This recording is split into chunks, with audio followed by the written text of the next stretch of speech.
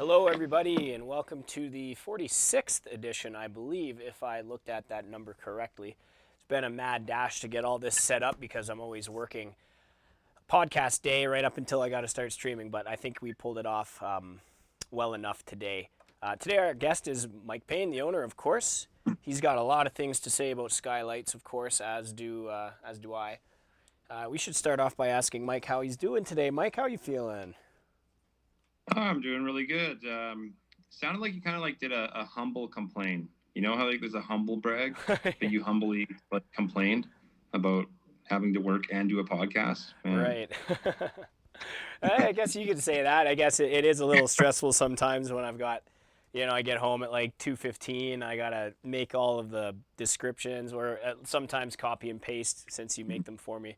I get everything all set up. Sometimes we run into technical difficulties, and I didn't really have a lot of time to sort it out. But it is a humble complaint, as I should say, because I am obviously very grateful for the opportunity to do this and work as well outside of the podcast. So not a real legitimate complaint, but just I guess some banter, we should say. So Right. hey, other than Skylights, sorry, go ahead. I was gonna say like just about the word humble is funny because I remember this one lady I met, and she said she was a very humble person, and I said, so would you say you're the most humble person in the room right now? And she was like, yeah, I think so. It's like, okay. Not very humble. I think it's okay. Yeah, that's pretty good. You got her on that one. That's pretty good. I totally did. Yeah. Right. So why don't you go, Mike? Why don't you start? Okay, I was just gonna basically ask you about Skylights right now. So what have been like the main issues you've been noting with Skylights on your most recent inspections, would you say? Right. So the biggest issue I find typically is just either poor flashing job or a total lack of necessary sealant. I am lucky enough to come across some Velux flashing kits, sometimes separate from a Velux glass system, but I typically find a pattern of step flashing and either pre-made or custom-made back pans and front pans. Sometimes the step flashing is not fastened, and sometimes I can even just move a piece of step flashing back into place to fix the leak problem. Other times there's just a total lack of sealant. But typically it is either the flashing or the sealant that causes the problem. Mike, I lost you. Oh, where are you? Oh, nope. I didn't lose you.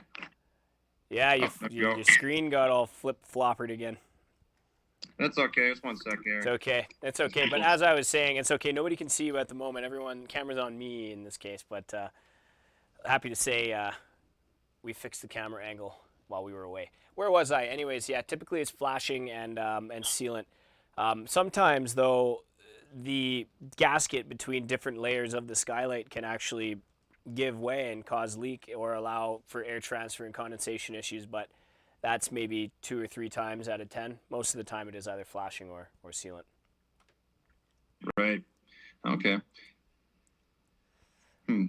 What would you say in your experience is most common issues that you come across?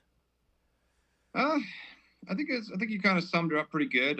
One thing I notice is that sometimes the lid hasn't been put on properly. So I mean by the lid, I mean like the glass itself. So like you have this is why I really like Velux. By the way, is that it's got a nice self-sealing system, so it's really easy. You just kind of pop it on there. But some people just don't clean the curbing. So basically where the skylight mounts, and then sometimes it's just loose. So like basically when I put it on a skylight, I like to put on a lot of pressure. So I'll sit on one corner basically with my knee, and then I'll screw it in. And then everywhere I put a screw, I apply pressure, downward pressure onto the skylight. Right. And one thing I've noticed is that a lot of installers don't do that. And like sometimes I come there, like you can just feel the cold air rolling in, and I can like just take my finger and just basically move the whole skylight up and down. So that's one thing that I've noticed. And then second thing I noticed is that people, reusing the flashing, I find that really causes, leak potential. And that's why whenever somebody calls us, I always quote in the skylight, And unfortunately, I mean, some homeowners will back out of the deal because our price seems more expensive. But I always try to tell them, hey, look, if you don't replace the skylight, you don't have a warranty. And it doesn't matter what anybody says. Once the leaking comes down, what's going to happen is, our competitor or whoever else is just going to come in and say, oh, you didn't replace the flashing. This is an old skylight. And then boom, now you're, paying another $4,000 for a new skylight or something like that, So, right. Yeah, I think, as you've said, some manufacturers actually require the flashing kit along with the glass in order to qualify for the manufacturer warranty. That's right. And the next thing is too is that if you use a Velux flashing kit, that metal is only meant to be used once. So some people will reuse the metal there. So honestly, I really like the skylight kits that they come with, and that flashing package is the best for sure, but it just can't be reused. And I find that a lot of people reuse it, or they don't put a proper underwrapped kind of underlayment underneath all the flashing. So it's like a 2-ply kind of system. And then I find when people do finally wrap up the skylight, it's not done properly. One of the big magical parts of the process is basically overlapping that underlayment onto the shingle course below. So because if the water gets behind the skylight, then it just gets behind the shingles and leaks. So you want to go over the shingles, and I think that's a big issue that I find. Like I'll see skylights that are flashed perfectly, basically shingled nice, look great, and then you take it all apart, and then just that vital component is not there. Right. Yeah, I can say that I've come across some similar circumstances myself, and it's always disheartening to find things of that nature. I mean, workmanship certainly does play a large part, and sometimes you find improperly lapped underlayments or flashing for that matter, and it's problematic no matter which way you cut it, because even a small amount of rain, even a very minimal storm, can certainly cause a large issue for a client. Yep. Yeah, for sure. But but let's not deny the main benefit of a skylight is to bring the light in.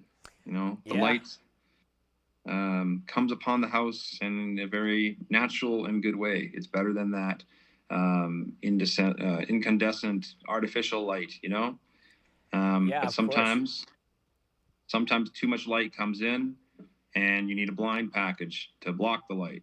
And right. They have all kinds of different blind packages. So what I like about Velux is that they give you the manual option, and they also give you the remote option.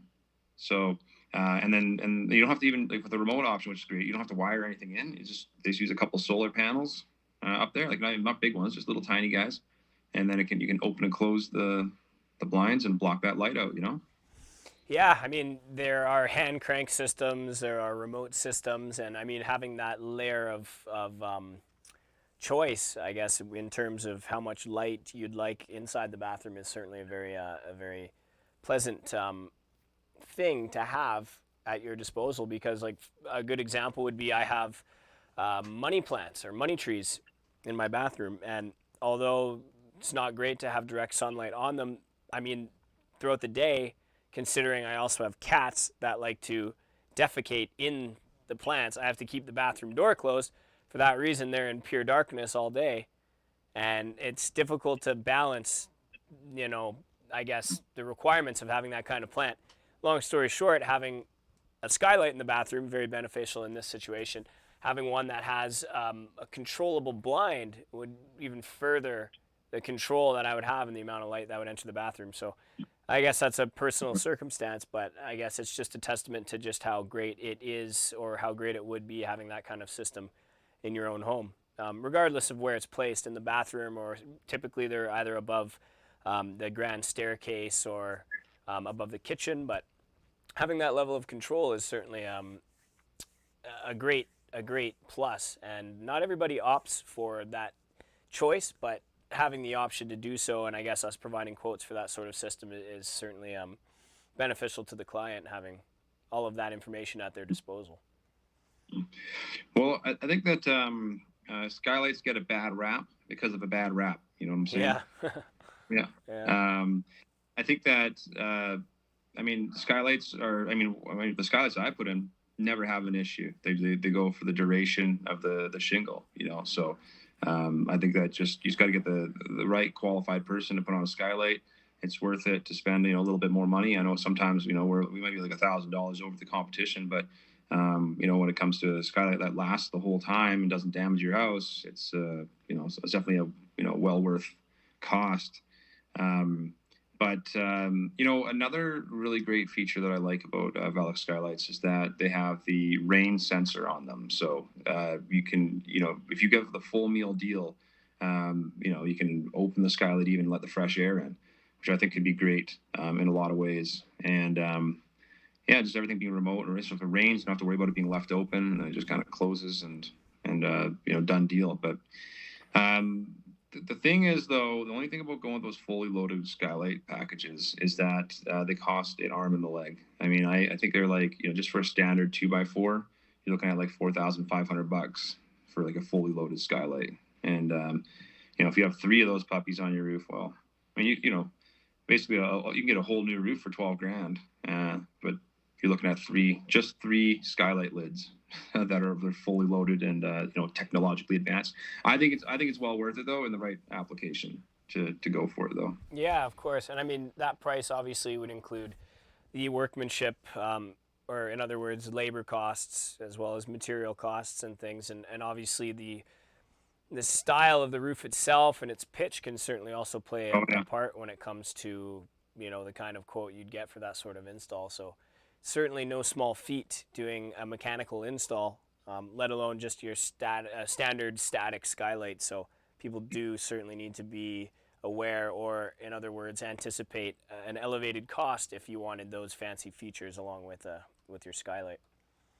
Right. Well, I would say it's also extremely expensive if you want to put in a brand new skylight. Because you have to now do the interior renovation as well as the exterior renovation. And if you want to go to like a 4x4 skylight, you might actually need an engineer to come in and draw the plans up and, okay everything. You might even need a permit for that kind of thing. So I think if you're like, wanting to put a new skylight in, that's why they have the sun tunnel. And the sun tunnel, I'm not a big fan of the sun tunnel, but I mean, you got to do what you got to do to get that natural light in where you want it. So, but it's always optimal. I think I would always prefer an actual skylight over a sun tunnel. But I mean, when it comes to the cost, it's basically better just if you're building the house to just get them put in as they go. But a retrofit, a skylight later on is definitely not optimal. If you got to really want that light inside your house. Yeah, of course, you'd be better off purchasing a house that has the skylights or having the natural light in the areas that you want it already, because I know as well as you do that's a painful experience for the client, but also for some of the teams that are involved in doing the installs. Of course, it's possible and it's not by any means extremely difficult, but I mean, it does require a certain level of workmanship and engineering to install a system like that.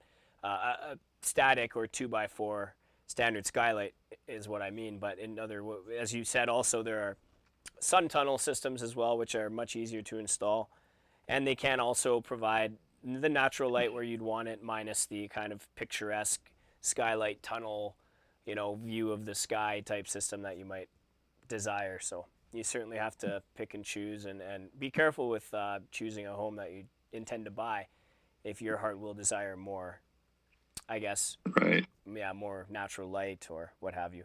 So, you mentioned something earlier just about the skylights that you install and how they would last the duration of the entire roof. I just wanted to point out how that has a lot to do with the underlayments that are used and the flashing systems that are used as well. And one thing that I know you taught the entire team is how necessary it is to use a peel and stick ice and water underlayment underneath all new flashing, not just the flashing, but wrapping up the curb of the skylight, and even going as far as using patches of the same material on each corner of the skylight just to further protect these corner points from having any water intrusion. So using a full peel and stick ice and water underlayment, as well as the Velux skylight system, for example, is certainly the best way to increase the longevity of that skylight. I mean, using the Skylight manufactured system rather than kind of going at flashing it yourself, I mean, is certainly the best way to go.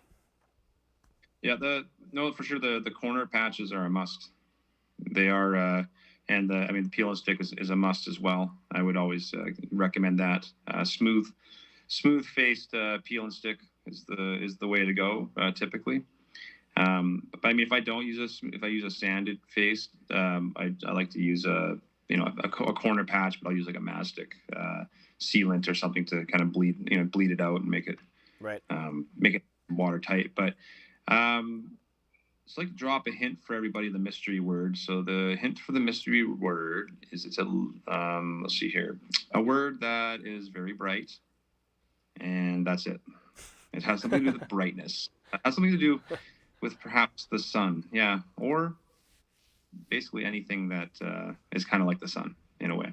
But you guys, that's a pretty easy giveaway. Yeah, I think, that's a good one. Everyone, you can, if we have any winners, you can certainly personally thank Mike yourself for that one because, yeah, I don't know, it would take a pretty dense person to not guess that word. Anyways, oh, look at that. Look at that. We have a commenter. Elaine Coates comes in with the win. Oh, yeah. She got it. Yeah, that's right. Congratulations. Nice. All right. Right on, Elaine. Well, it's got to be somebody. And so far, I think she's on fire when it comes to the mystery word challenge. We are happy to have her as a repeated viewer and a loyal viewer, in other words. So congratulations. Yeah, you know the drill. I believe, it's been a couple weeks since we've done one. It's Mondays, I believe. Yeah, every Monday morning at 3 p.m. we will be going live. But unfortunately now I'm going to have to reference my schedule because I've been just scheduling things one after the other. And whether or not I accidentally double booked myself that day, I'm going to have to look into. But that is certainly something I can cater to. So no worries there. Good. That's good to know. And then also some exciting news, though. I did order some new podcast prizes. So new ones. I got some new ones. So we got a bamboo cheese cutting kit. So there's like a bamboo like cheese cutting board with the cheese like tools. Cool. And then we also got a blanket wrapped with a pillow. So it's like a travel pillow / blanket. Oh, cool. And it kind of fits nice and compact. It looks really good. Yeah, it's stuff is not cheap. I could imagine like rolling the blanket in on itself to create a pillow kind of thing. Yeah, it's a pillow. I think the pillow is separate from the blanket, but it also like fits together almost like a backpack. We'll show some examples of that if Elaine is okay with waiting a little bit because I think they're still on order right now, so they should be showing up pretty quick. Right. But I'm not sure if you can see the comments section of the podcast, but she certainly pointed out how she has most of our equipment already or most of our goodies. So a variety. I feel like she wouldn't mind waiting for some of the new stuff, I'm sure. But cool. Yeah, well, hey, she'll have the No Payne collection. It's like might be like, I don't know, maybe it'll be like a Velux later on and it'll just sell for millions. Yeah, you never know. Or we just turn them into NFTs or something. Try to sell them for more than that. Here we go, NFTs. Yeah, oh man, let's not get into that.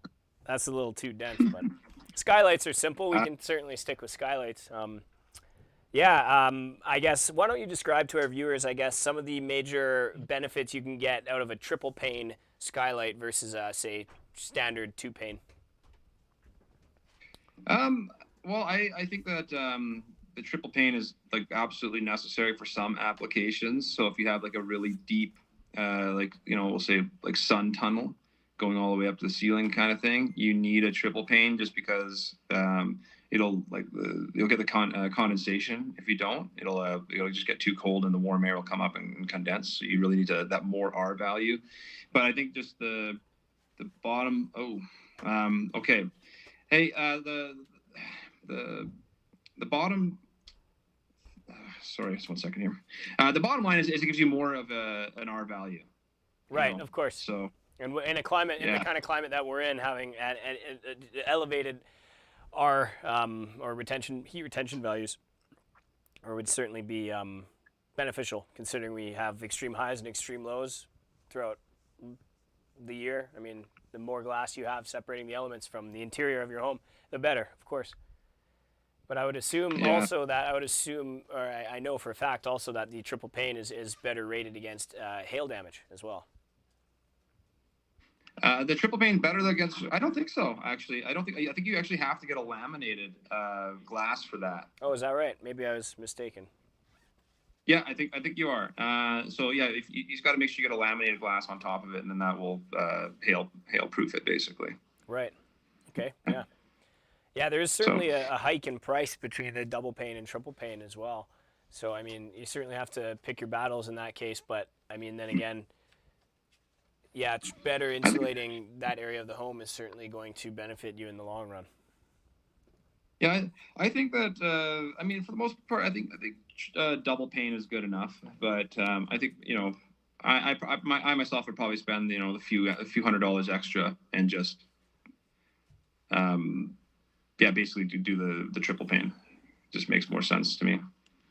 Right. So Yeah. how about how about funny stories? Hey, any skylight stories that you can think of? I'll maybe start. I think as some viewers have had seen recently, I had a message from Bo Wold. He's one of our other contractors, and I remember that he actually accidentally dropped a tool inside of a client's bathroom when the skylight was popped off and he was doing a replacement. I can't remember what the tool was. I can't remember if there was any damage caused, but I do know that there is a hazard for dropping things inside the skylight tunnel when it's wide open. So I'm just curious if you have any stories similar to that, Mike, or anything else. You know what? I mean, I guess I do have kind of a funny story. I don't know if like it's, totally appropriate. Maybe it's okay nowadays because it's things have the laws have changed. But I think I know the story. I know somebody who was opening up a skylight, and he liked to smoke weed, and he dropped his bag of weed into the kitchen. And so like the guy didn't, basically want the homeowner to know that he dropped his weed into their kitchen. Like if they're going to show up, there's going to be a bag of weed in there and like a bunch of debris. They're going to know what happened.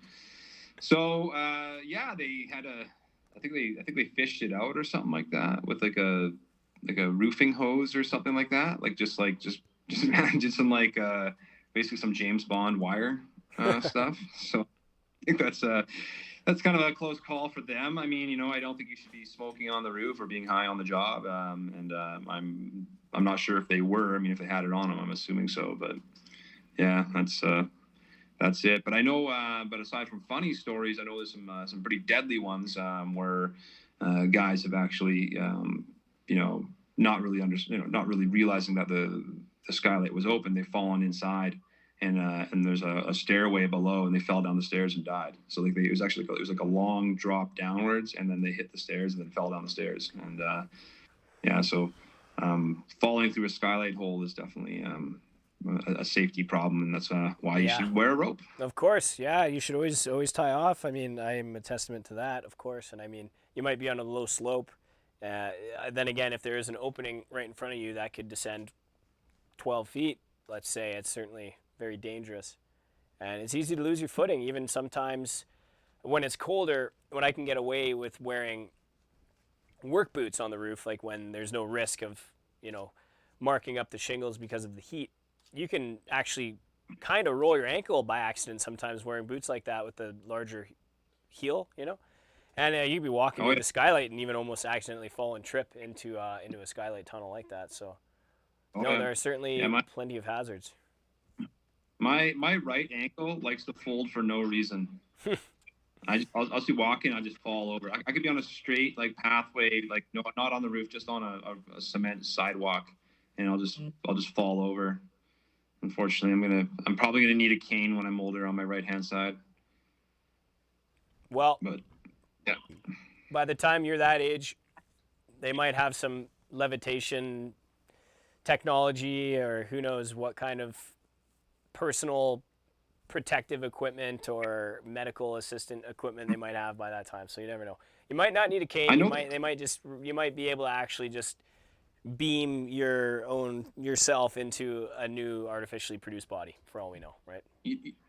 You know what? I actually think I saw this where they were in the making where they had this like gyroscope or something for older people where they can, it's like a vest or something like that, and if you fall, it like explodes open like an airbag. So like if you fall on your right hand side, it pops open and then you land on an airbag. Oh yeah, that That's, reminds me of the that reminds me of like a product. It was like it wrapped around your neck, and it was for people who ride bikes or something, and it was like an inflatable. It was like an emergency airbag for any collision. Like yeah, I guess in the video there'd be somebody riding around with this big thick collar.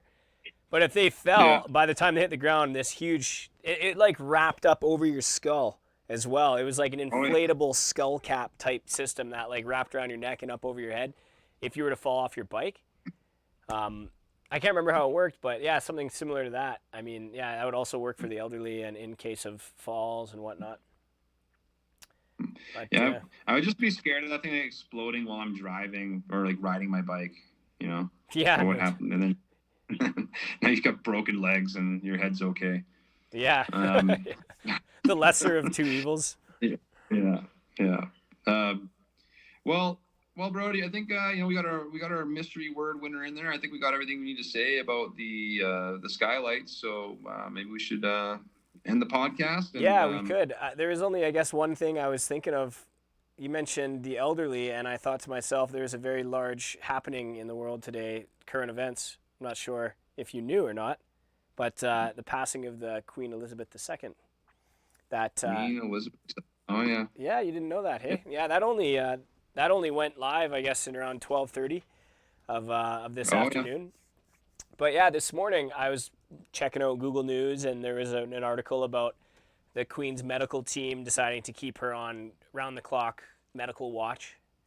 And within 4 or 5 hours later, yeah, she was pronounced dead. So rest in peace to the great Queen Elizabeth II. She had served for, I think, 70 years or so. She was the Queen of Canada, Australia, a few other places. I think it was like the longest running monarchy, or she was for, I can't remember all the details now, but yeah. Ever. That was History. a big Yeah, deal.